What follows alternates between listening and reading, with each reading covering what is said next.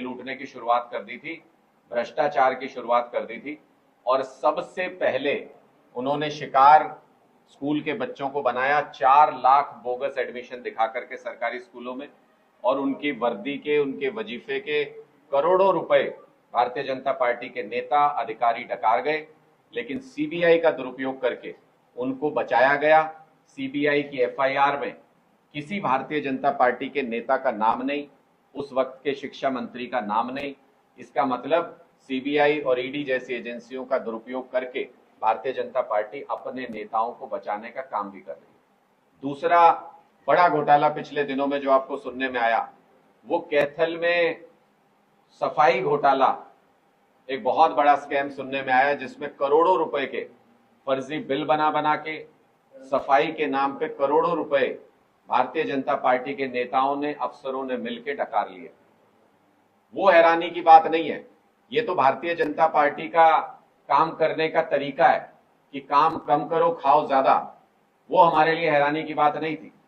लेकिन हैरानी की बात यह है कि जिस तरीके से सीबीआई का इस्तेमाल करके उस शिक्षा घोटाले में बीजेपी के नेताओं को बचाया गया, उसी तरह से पुलिस का इस्तेमाल करके, उसी तरह से एजेंसीज का इस्तेमाल करके यहां इस सफाई घोटाले में भी भारतीय जनता पार्टी के नेताओं को बचाने का काम किया जा रहा है, उनको संरक्षण दिया जा रहा है।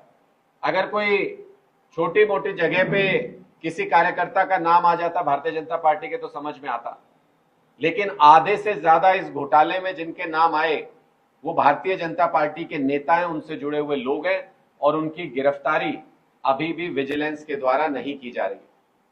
सबसे हैरानी की बात यह है कि विजिलेंस जिसको ढूंढती फिर रही है, जिसको विजिलेंस 1 महीने से ये कह रही है कि ये पकड़ में नहीं आ रहे, हम खूब छापेमारी कर रहे हैं, हम आज उनकी एक तस्वीर लेकर के आए हैं विजिलेंस वालों को दिखाने के लिए कि अमित शाह जी जो केंद्रीय गृह मंत्री हैं, जिनके सम्मेलन में जाने के लिए इसमें भारतीय जनता पार्टी के जो भी नेता गए होंगे उनके बाकायदा पास बने हैं, उनकी बाकायदा एंट्री हुई है।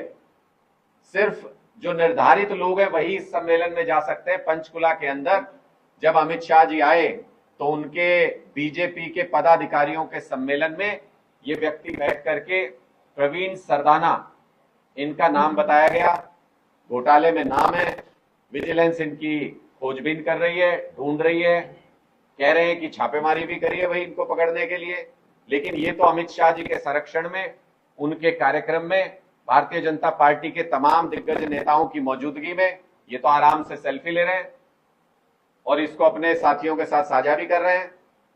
इसका स्पष्ट मतलब ये है कि भारतीय जनता पार्टी इन तमाम नेताओं को, जिन्होंने घोटाला किया है, जिन्होंने सफाई घोटाला किया, करोड़ों रुपए उसमें कमाए, करोड़ों रुपए का भ्रष्टाचार किया, उनको भारतीय जनता पार्टी के टॉप लीडरशिप का संरक्षण प्राप्त है। उनको ऐसे कार्यक्रमों के अंदर आने की अनुमति है जहां केंद्रीय गृह मंत्री आ रहे हैं, जहां सुरक्षा टॉप लेवल पर होती है, वहां तो ये जा सकते हैं। लेकिन विजिलेंस को ये 1 महीने से मिल नहीं रहे, ये बात समझ से परे है। इससे स्पष्ट संदेश ये जाता है कि भारतीय जनता पार्टी आधिकारिक तौर पर बड़े नेताओं की सरपरस्ती में पूरे हरियाणा के अंदर भ्रष्टाचार की लूट मचाए हुए है। चाहे वो शिक्षा घोटाला हो, चाहे वो सफाई घोटाला हो, चाहे वो और भी सरकार के अंदर हर डिपार्टमेंट के अंदर किसी भी तरीके का भ्रष्टाचार क्यों ना हो, वो भारतीय जनता पार्टी के बड़े नेताओं की देखरेख में, उनकी सरपरस्ती में चल रहा है। ये स्पष्ट तौर पे अब नजर आने लगा है। हरियाणा के लोग अब एक ऐसे विकल्प की तलाश कर रहे हैं जो इस भ्रष्टाचार से परे हो, जिसके ऊपर सारी एजेंसियां भाजपा की सरकार ने लगा दी हो, उसके बावजूद भी एक चवन्नी आज तक बरामद नहीं कर पाए हो, जिनके ऊपर रत्ती भर भी भ्रष्टाचार आज तक साबित नहीं हो पाया हो।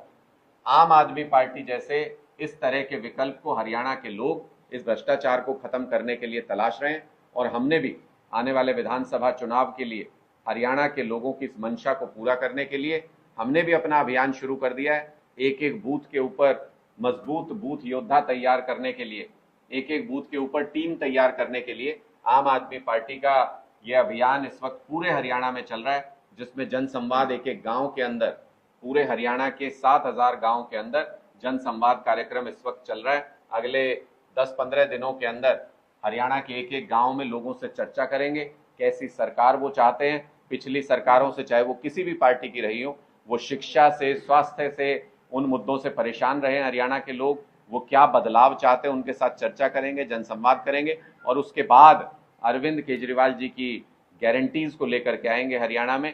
अरविंद केजरीवाल की गारंटी मतलब पत्थर की लकीर, जो अरविंद केजरीवाल ने कह दिया वो अपना वादा पूरा करते हैं। हरियाणा के लिए भी अरविंद केजरीवाल जी अपनी गारंटी लेकर के आएंगे, लोगों के बीच में अपने मुद्दों को रखेंगे और हरियाणा में तीसरे विकल्प को मजबूती के साथ इस वक्त हम लोगों के सामने प्रस्तुत कर रहे हैं। आपके घोटाले के आरोपी को पकड़वाने के लिए किस तरीके से आम आदमी पार्टी के द्वारा मोर्चा खोला जाएगा? क्या केवल प्रेस वार्ता तक सीमित रह जाएगी पार्टी? देखिए, मुझे तो लगता है कि फिर इसके बाद तो एक ही काम रह जाता है कि ये जो सफाई घोटाले के जितने भी बाकी भगोड़ा जिसको कह रही है विजिलेंस की, उनके समझ में नहीं आ रहा, उनके पकड़ में नहीं आ रहा, फिर तो एक ही काम रह जाता है, हम सर पे पीला पटका लपेटें और इनके घरों से पकड़ पकड़ के इनको थाने में छोड़ के आए। इससे ज्यादा तो और क्या कर सकते हैं? तो उससे पहले लेकिन विजिलेंस के तमाम अधिकारियों को इस्तीफा दे देना चाहिए। पुलिस के तमाम दिग्गज अधिकारी जितने भी हैं उनको इस्तीफा टेबल पे रख देना चाहिए। अगर ये काम जनता को करना है तो आम आदमी पार्टी इस काम के लिए भी तैयार है। भ्रष्टाचार को समूल नष्ट करने का प्रण लिया है हमने पूरे देश के अंदर से। हरियाणा में भी भ्रष्टाचार की जड़ों को खत्म करेंगे। ये भ्रष्टाचार करने की ताकत इनको इलेक्टोरल विन से, चुनावी जीत से मिलती है। इनको उसी मौके पर परास्त करके इनसे चुनावी जीत छीनेंगे और इनके सारे भ्रष्टाचार की जांच आम आदमी पार्टी सरकार आने पर कराएगी। क्या जो घोटाले बाद उनको महफूज जगह लगती है? भाजपा के कार्यक्रम में यहाँ ऐसी भी नहीं पहुंच पाएगी? देखिए, ये तो दिल्ली से लेकर के हरियाणा तक और पूरे देश में चर्चा है कि भ्रष्टाचारियों की एक ही पनाहगार है भारतीय जनता पार्टी। आपने वो देखा होगा, चुटकुले भी चल रहे हैं आजकल, तो ईडी रेड मारने चली जाती है तो अंदर से दरवाजा खटखटाता है, तो अंदर से कई भ्रष्टाचारी आजकल तुरंत फुरत में बीजेपी का पटका पहन के बाहर निकलते हैं, गेट खोल के कहते हैं भाई हम तो बीजेपी में कल परसों ही शामिल हो गए थे, गलत जगह आ गए हो। ईडी और सीबीआई से उन लोगों को संरक्षण प्राप्त हो जाता है और इसी तरीके से पूरा वसूली का धंधा पूरे देश के अंदर ईडी और सीबीआई के नाम पर भारतीय जनता पार्टी ने चला रखा है। जो लोग उनके खिलाफ बोलते हैं, जो लोग उनके खिलाफ, जो पार्टियां खड़े होने की हिम्मत करती हैं, उनके नेताओं को पूरी बेशर्मी के साथ भारतीय जनता पार्टी इन एजेंसियों का इस्तेमाल करके जेल के अंदर डाल देती है। अब अरविंद केजरीवाल जी को ईडी के मामले में जमानत मिलने वाली थी, पूरे देश को पता था, पूरी दुनिया को पता था।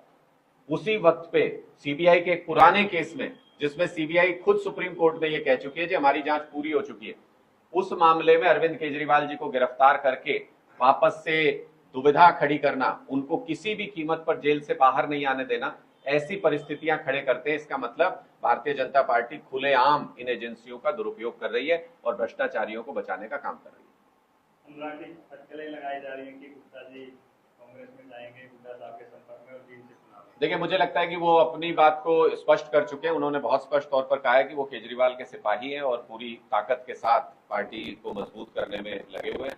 मुझे नहीं लगता है कि उसके बाद इन सारी चर्चाओं को विराम मिलना चाहिए।